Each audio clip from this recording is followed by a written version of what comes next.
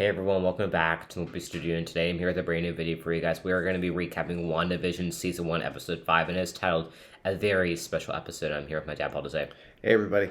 So we're going to be talking about this episode. We have recapped the first 4 episodes on our channel, and we are really enjoying the show. Would you agree? It's amazing. And just now, the Falcon and the Winter Soldier trailer came up on the Super Bowl.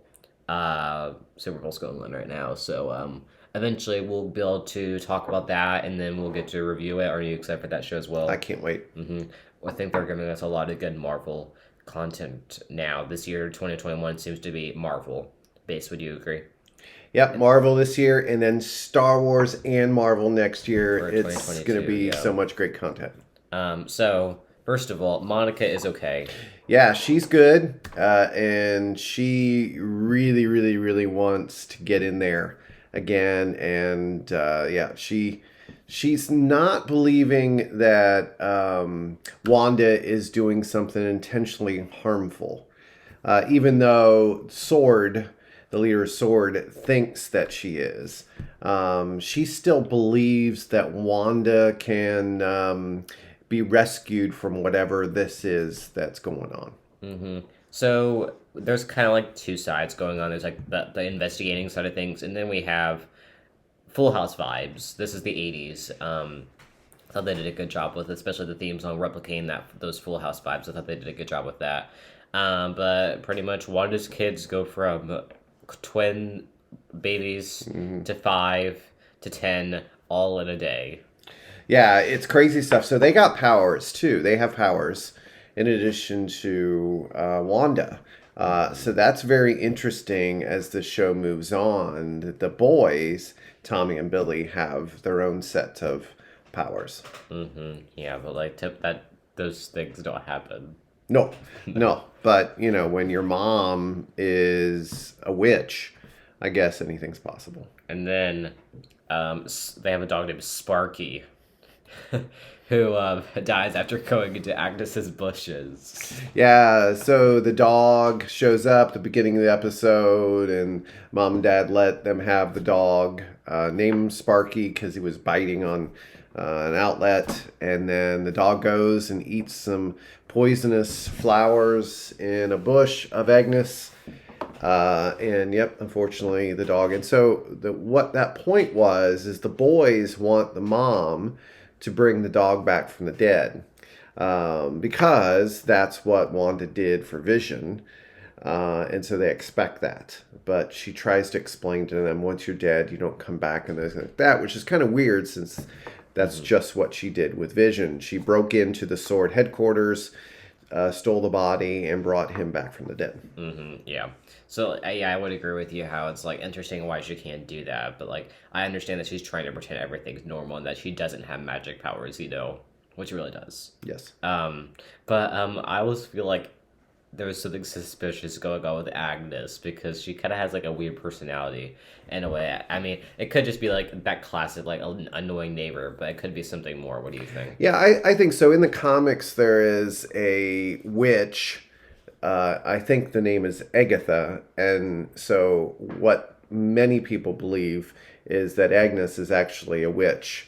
In the comics, she's more powerful, or she's elderly, and she's very powerful. So it's going to be interesting to see where Agnes plays out in the story, whether Agnes is, good or evil, or if Agnes is working for somebody else. It's just too soon to really predict. But I think there is, like you said, much more going on with that character. And we're just going to have to wait and see what that is. I'm sure closer to the end of the season, though, the individual, and also, like, Vision's boss, which there was a weird scene between him and one of his, like, employees or whatever, about Wanda. What do you agree that was weird? Yeah. So Vision is able to recognize, I can't remember the worker's name, but Norm, maybe? Norm, okay, yeah. He's recognize something's going on with Norm. So when Vision touches Norm's forehead, he realized that Norm is actually there against his will, that he's in pain and really struggling. So he comes and confronts Wanda about this, and Wanda plays dumb. Yeah, that's pretty much That's pretty much it. Even though with Wanda, everything's connected to her, so we're just gonna have to wait and see all the fallout from that.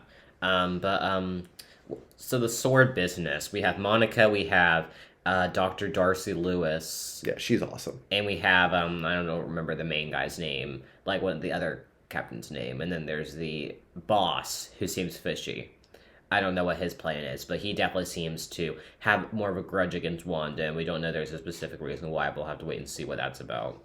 Well, I think the grudge is that Wanda broke in and stole Vision's body from the Sword headquarters. So the director of Sword, or acting director of Sword, is actually gives the go-ahead for the drone to be a missile and to go against Wanda, which led to Wanda blocking the missile, bringing the missile outside the hex to confront the Sword agents, which was a pretty scary moment from the sense of what's going to happen there.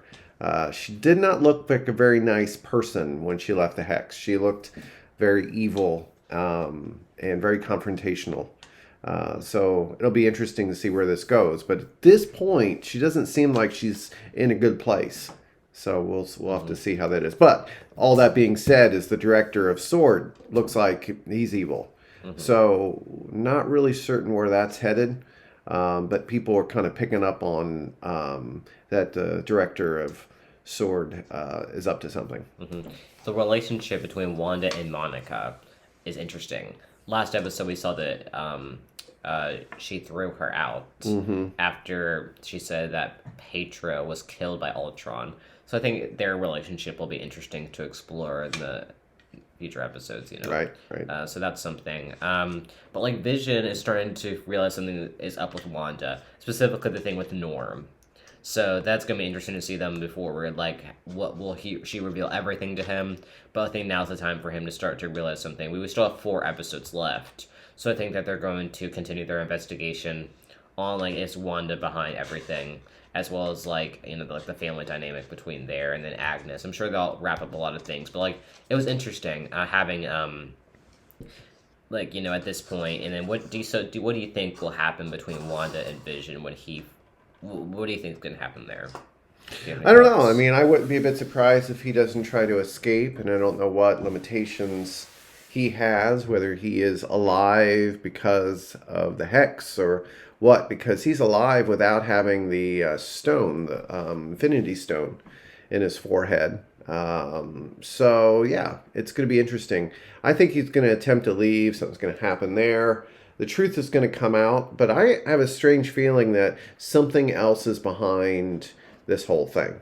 Somebody's manipulating Wanda. I believe there is a villain in this. So and don't forget about the Beekeeper. Well, I think the Beekeeper, that has been exposed as a sword worker just coming in, and the nature of the hex turns things kind of retro. And so I don't think the Beekeeper is the main dude. Okay. We'll see. I might be way wrong, but I think that was done. No, I'm ever. So we get to see that Pedro arrives at the door, and Wanda is very, very confused. Now you can explain like the actor and that kind of thing. Yeah. So in Age of Ultron, the actor who played her brother Pedro died. He saved the day from somebody shooting a child, and he saves the day, right? But it's not that actor that shows up. It's actually the actor who played Wanda's brother from Quicksilver, which is his kind of superhero name, from the X-Men movies, series of movies. So it's really interesting. Is this part of the multiverse? Like we have now the X-Men coming in, the X-Men's universe now blending into the Avengers universe. Is that what's going on, or is this just a actor coming into play? I love it how Darcy said he's been recast. Like there's there's a different actor playing this, but it'll be interesting to see. I think it's I loved this actor who played in the X-Men movies, who played Quicksilver, Pedro, and so I'm glad he's back. I like that actor better than the one who played it in Age of Ultron. Anyway, we will see. But that was the big reveal at the end of the episode, the big Da-da. But the interesting thing about it all is, unless you knew that was the X-Men actor, it would be just kind of confusing. So Yeah, we'll have to wait and see what that's about. We also, for the commercial, it wasn't much. It was just like paper towels. yeah, I don't know the point on that. I didn't do any research. Yeah. That's kind of, and anything else you want to say before we wrap up? No, that's a great episode again. Give it a solid A. Next week, I'm assuming they don't release titles until they're out. Right. And they don't really release information until it's out. Correct. So I'll just have to wait and see what the episode title is. There's people online who do guessing games for the title, but this episode, for a very special episode, who would have ever guessed that? It's I don't know, but so I assume it's 90s next week. Maybe it's the Halloween episode, since that seemed to be 90s wardrobe in the pop figures. That'll be cool.